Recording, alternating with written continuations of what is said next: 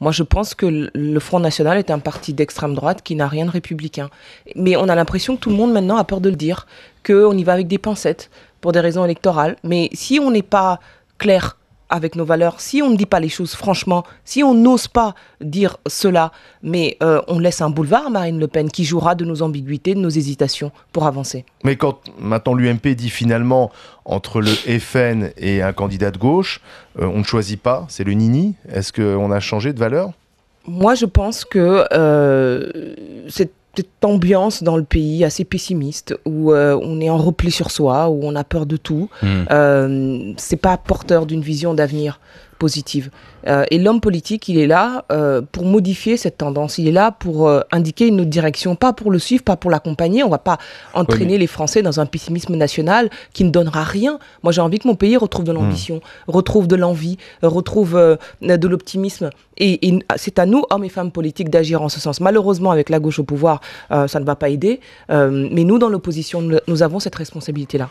Les Français sont en colère, c'est pour ça qu'ils votent Front National. Ils sont devenus racistes aussi ou pas? Non, je pense pas. Mais on parle de la colère des Français depuis 20 ou 30 ans. Mais on ne peut pas se contenter de parler ou de qualifier. Je pense qu'à un moment donné, on n'a plus droit à l'erreur. La droite a été au pouvoir. La gauche est actuellement au pouvoir. Et en plus, en échec. Qu'est-ce qu'ils vont se dire, certains Français, à un moment donné? Et ben, pourquoi pas essayer le Front National?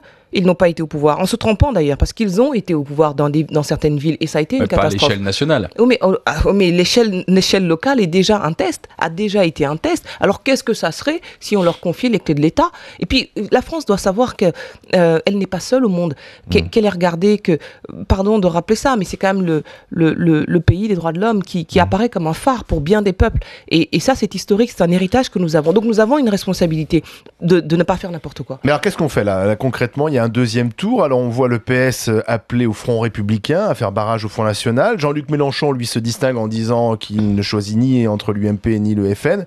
Et vous feriez quoi, vous, à la place? Si vous étiez électeur à Brignoles? Moi, je suis engagé à droite, donc je voterai pour le candidat UMP. Ça serait un candidat PS à la place. Vous voteriez pour lui? Bah écoutez, si c'est un candidat PS, on va dire normal. Pas sectaire? Non, parce que vous pouvez avoir des candidats peu recommandables. Hein. Vous pouvez avoir des candidats qui ne sont pas fiables, sur le plan de l'éthique par exemple. À ce moment-là, moi je reste chez moi. Mais si c'est un candidat républicain normal, même de gauche, à ce moment-là, je voterai pour lui.